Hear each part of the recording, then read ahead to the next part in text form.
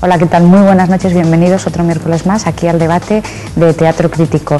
Y sin duda, como la noticia de la jornada ha sido la proclamación ya, bueno, a falta de poquísimos, de escasos formalismos de Patxi López como nuevo lehendakari del País Vasco, pues nosotros nos vamos a dedicar a charlar estos minutos a propósito de esta noticia, de la que ha sido desde el 1 de marzo noticia de los periódicos casi a diario. Contamos con la presencia de Javier Delgado Palomar. Buenas noches, Javier. E Íñigo Ngay de Felipe. Buenas noches, Íñigo. Y lo primero que les voy a preguntar es por algo que hemos escuchado insistentemente en los últimos días y en las últimas horas, que es sobre el famoso momento histórico que estamos viendo. ¿De verdad realmente creéis que estamos asistiendo a un momento histórico tal y como lo han presentado los distintos medios de comunicación, o es solo un paso más? Empiezo yo. Bien. Por ejemplo, Javier. Bien. Hombre, por parte de los periodistas que andan ávidos de noticias y estas cuestiones, se plantea así, como un momento histórico. La cuestión es que, desde luego, es una novedad. Es una novedad en el sentido de que es el primer lehendakari que no es del PNV, ¿no? O que no es nacionalista vasco. Entonces, sí, en ese sentido, pues es noticiable, es una novedad auténtica. Pero la cuestión es, ¿qué se quiere decir cuando se dice que es histórico? Porque histórico puede ser cualquier suceso diario, histórico es todo, o sea, tan histórico es una cosa como la otra, tan histórico es cuando se proclamó Ibarretxe como cuando se proclama Patxi López, es igual de histórico, en el sentido de que lo recogen las crónicas históricas. ¿Qué se quiere decir cuando es histórico? ¿Qué es histórico? Se quiere, pues seguramente lo que se quiere decir es que hay planteadas pues unas esperanzas, un cambio radical, seguramente político, que va a haber en Euskadi. Hay unas esperanzas que van a suponer un cambio histórico, valga la redundancia, ¿no? Entonces, seguramente es eso lo que se quiere plantear. Yo, desde luego, para ir contra esta visión, lo primero que se me ocurre es distinguir lo que dicen los políticos y lo que es realmente la política real en el País Vasco y en España, ¿no? Entonces, lo que dicen ellos es, pues unos dicen que es histórico, que es la coalición del PP y el PSOE, y otros dicen que es un desastre, que es el PNV, ¿no? Unos dicen que es histórico y otros que es un desastre. Parece ser que si a alguien ahora le sale el espíritu vasco y quiere pues, bailar una aurrescu o levantar una piedra, pues corre peligro, porque puede venir los grises, a lo mejor a reprimirle su identidad vasca, o no sé qué. Así lo pinta el PNV.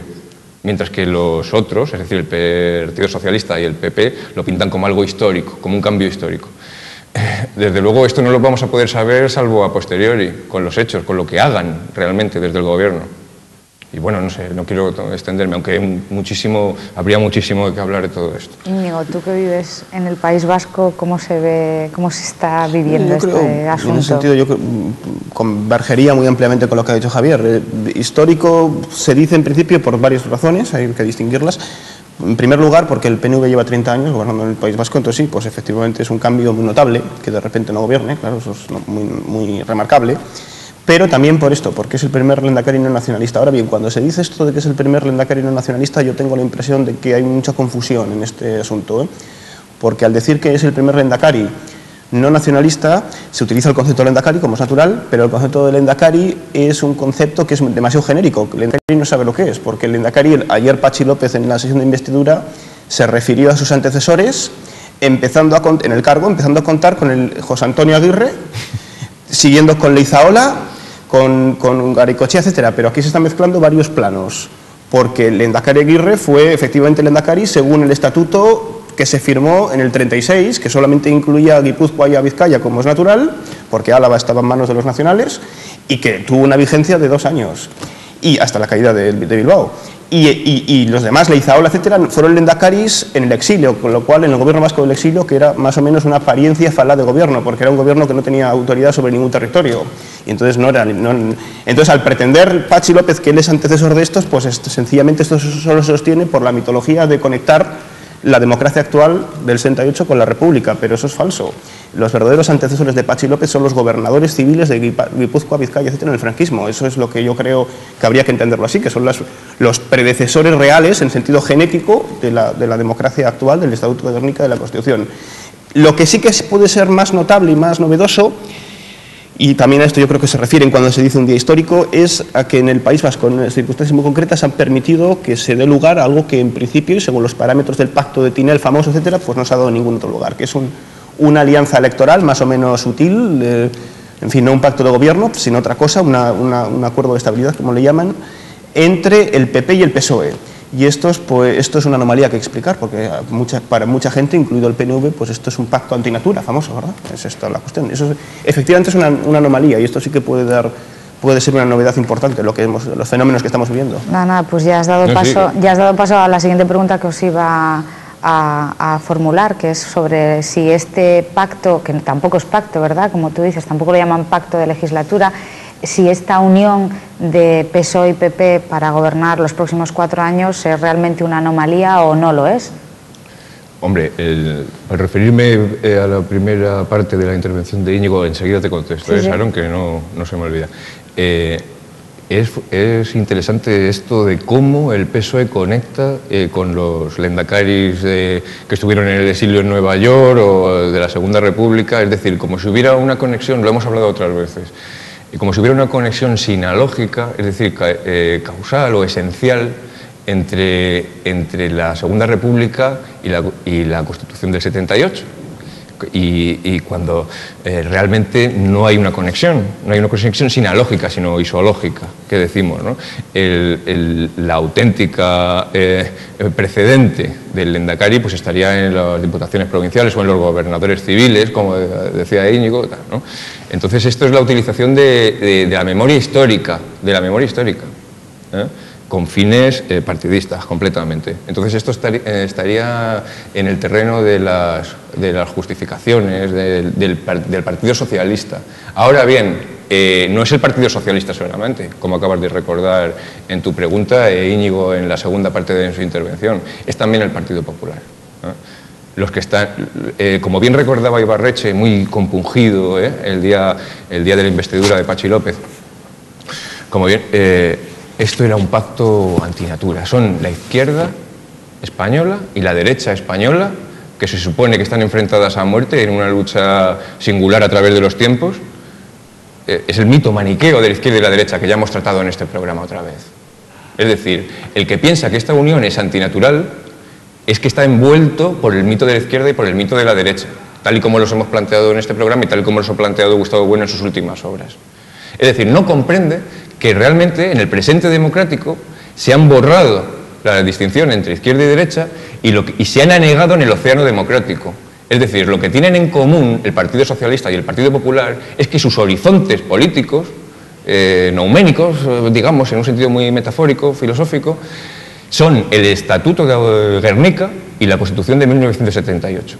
Y sin embargo el PNV no. El PNV, con el plan Ibarretxe, en la última legislatura, desbordaba esos límites, y sin embargo el Partido Socialista y el Partido Popular están dentro de esos límites, de ese contexto que va a determinar además toda su legislatura y todas sus actuaciones, y esto entra en el terreno ya no de las justificaciones, sino de las esperanzas, de las famosas esperanzas que tienen mucho gente de bien en esta unión. A propósito de esa unión o de la consideración del camino de la mano del PSOE y el PP como una anomalía, algunos dirigentes del PNV hace muy pocos días argumentaban no ya en términos de izquierda y derecha, sino bajaban o descendían a cuestiones puntuales de política a nivel estatal y decían si el PSOE y el PP son incapaces de ponerse de acuerdo en cuestiones como política territorial, en cuestiones como terrorismo, etcétera, etcétera, ¿cómo van a conseguir hacerlo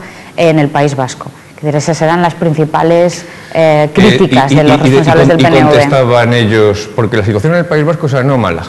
Es anómala, y es verdad que es anómala en algún sentido, y es que ha estado gobernando durante los últimos años un partido político que no estaba en ese marco, sí, y luego en ese marco. Es decir, hablando en plata, y dicho muy rápidamente, y ya termino, y dejo a Íñigo que intervenga, dicho en plata y muy rápidamente, el PNV tiene más motivos para ser ilegalizado que la propia HB. Esa es la cuestión, y sin embargo se le considera un partido totalmente democrático y justificable que esté ahí en el Parlamento. Yo creo que hay una cuestión aquí muy importante que que no podemos pasar por alto, a margen de que es efectivamente verdad que esta consideración de este pacto como un pacto antinatura se sostiene principalmente por las vías del mito de la derecha, y la prueba la ha dado Eguíbar cuando ha dicho que el PP son los herederos del franquismo.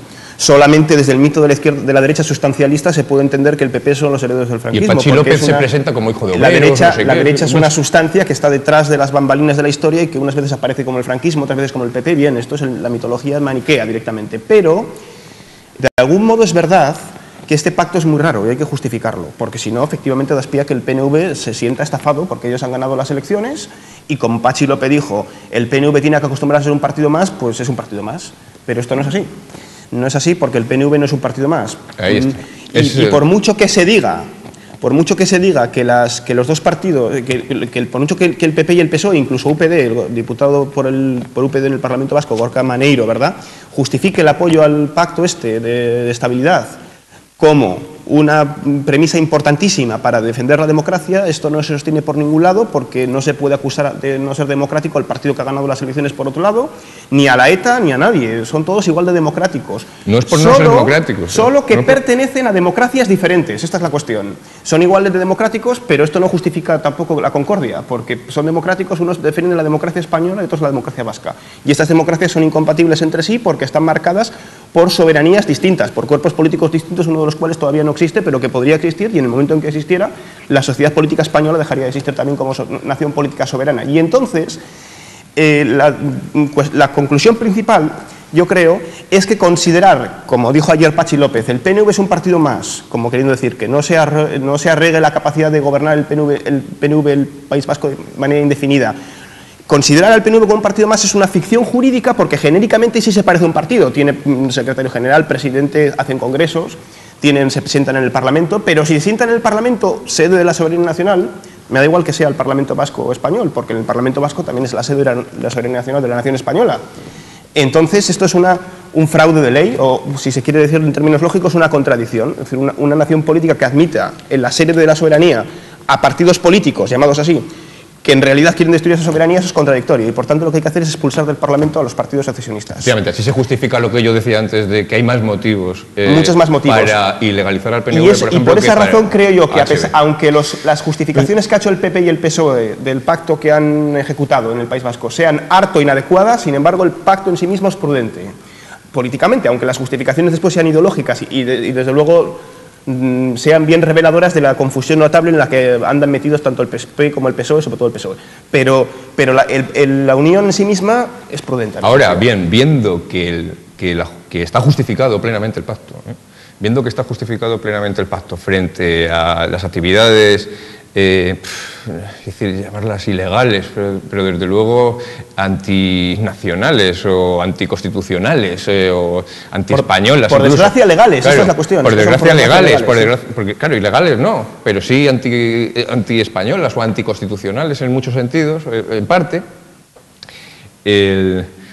Claro, estas actividades están justificadas, como decía Íñigo, pero la cuestión es hasta dónde este pacto que está justificado, estamos autorizados para tener esperanzas en él, ¿y por qué? ¿No? Sobre eso quería preguntarles. ¿Hasta dónde las esperanzas? ¿Cuál fue el retroceso? Es decir, el PNV, ¿a qué situación nos ha llevado? A una situación de inmersión lingüística, por ejemplo, del euskera en el País Vasco, a una situación pues muy tensa, en el sentido de que ellos querían pues, ser realmente un Estado libre asociado, ¿no? Decían, pues, independizarse, secesionarse de la nación. Un momento, Javi, porque usted, o sea, estás yendo hacia el pasado y yo me quiero centrar en cuanto al tema de las esperanzas se refiere en el mismo día de la votación. Aquí parece que PSOE Izquierda Unida, PSOE y Partido Popular van a abrir las puertas a un escenario de democracia y libertad en 4 años que nos va a iluminar a todos. Sin embargo, los resultados de la votación del 1 de marzo hacen pensar otra cosa, porque el PNV sigue siendo el partido más votado en el País Vasco. Los votos nulos, que recordemos que son los que pidieron los terroristas, sumarían aproximadamente unos 7 escaños si no se hubiera ilegalizado D3M, y tan solo 46.000 votos menos que el Partido Popular. Es decir, estamos en un escenario en el que efectivamente, aunque tenemos un gobierno PSOE y Partido Popular, sigue habiendo una mayoría secesionista. Yo creo que es muy importante en la medida en que este nuevo gobierno consiga barrenar o rectificar varias de las líneas políticas que ha llevado a cabo, ha ejecutado el PNV en los últimos años con total impunidad, con la ayuda, por cierto, de Izquierda Unida, ahora sí, lo cual es ya una vergüenza, claro, es una vergüenza, pero en fin, y de Eusko Alkartasuna, en fin. Por ejemplo, vamos a ver, en la medida en que consigan que en la televisión pública vasca desaparezcan mapas del tiempo no congruentes, en tanto que hacen referencia a territorios que no existen, saltándose las fronteras de Francia con España, etcétera, en fin, todo lo que sabemos, estamos perfectamente al tanto, ¿verdad? En la medida en que, por ejemplo, también se barrene, claro, la inmersión lingüística completa en las aulas de secundaria. Yo, por ejemplo, soy profesor de filosofía en un centro en el País Vasco de idioma internacional, vamos a decirlo así, en un colegio de estos privados americanos, porque yo no doy clases de filosofía en vasco, sencillamente, no las doy. Y entonces, pues en la medida en que se barren eso, pero no en nombre, como dice el PSOE, esto es muy importante, no en nombre o el PP, de la libertad de escolarización en la lengua que los padres elijan. Esto es una soberana estupidez decir eso. La libertad de elección de la lengua, ¿eso qué es? No, esto en todo caso no en términos absolutos, ¿verdad? Nadie tiene la libertad de escolarizar a tus hijos en, no sé, en el idioma en tailandés, o en sueco, o en suajili. Será no la libertad de elección lo que hay que reivindicar la instrucción en lengua nacional. Eso es lo que hay que reivindicar. Y entonces, en la medida en que rectifiquen estas líneas de fondo, pues ya serían cambios de mucho volumen. Ahora, que modifiquen, ¿verdad?, lo que ha permitido que estas tropelías se cometan, pues, y lo que ha permitido que las tropelías se cometan tiene un nombre, es la Constitución. Esto es una cuestión, vuelvo a decirlo, de las esperanzas. Estas esperanzas que tenemos, o que tienen muchos, puestas en este pacto de gobierno entre el Partido Socialista y el Partido Popular. Es hasta dónde se puede tocar, hasta dónde se puede contrarrestar la labor que durante 30 años ha llevado ejercitando el Partido Nacionalista en el País Vasco. La cuestión tiene unos límites, y los límites, lo vuelvo a decir, lo marca la Constitución del 78 y el Estatuto de Gernika.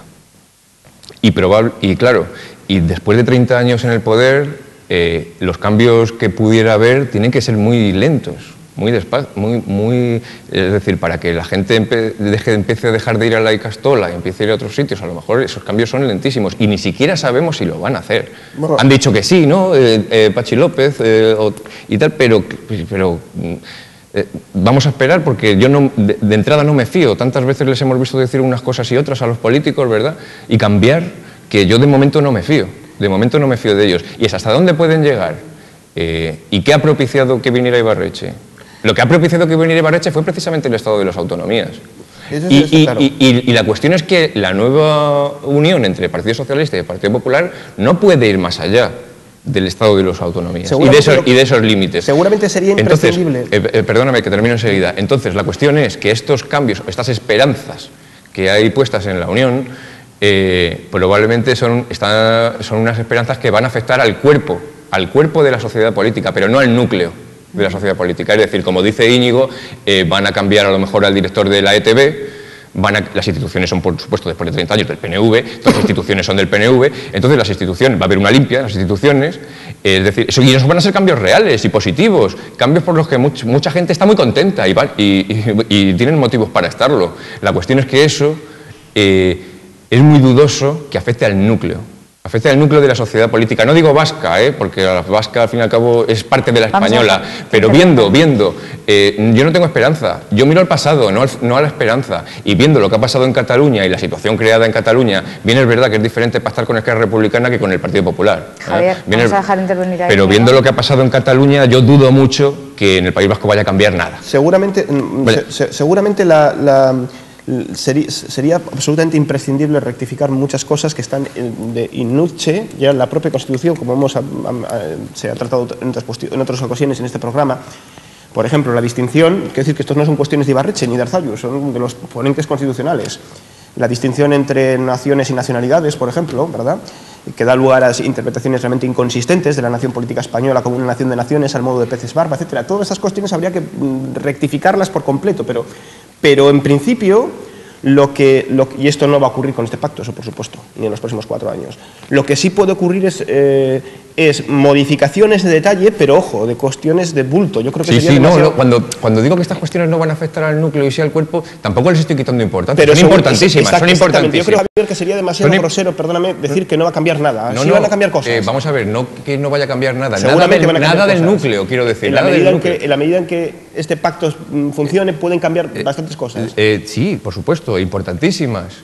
La televisión, no digamos, si es importante, ejemplo, más que otras instituciones que se suponen más elevadas. Y la televisión, que se dice que es telebasura o lo que sea, a lo mejor es más importante que cualquier otra cosa. Y los medios de comunicación y la televisión. Y entonces esos cambios van a ser importantísimos. Pero yo te pregunto, ¿hasta qué punto eso puede afectar al núcleo? Puede sobrepasar los límites. Lo que no se va a producir aquí es, desde luego, una modificación constitucional en cuya virtud, por ejemplo, fuera posible ilegalizar al PNV. Y entonces, para que suceda esto, sería necesario, de nuevo, por supuesto, un pacto entre el PP y el PSOE, pero en el Parlamento de Madrid. Y es un pacto que no se va a producir. Yo no tengo ciencia media, pero parece que eso no se va a producir, yo lo descarto, vamos. Bueno, pues no sabemos lo que va a cambiar en el País Vasco de aquí a 4 años, pero lo que no cambia aquí es que siempre nos quedamos sin tiempo. Así que gracias a los dos por acompañarnos esta noche, gracias a ustedes por estar otro miércoles aquí y nos vemos la semana que viene aquí en Teatro Crítico. Buenas noches.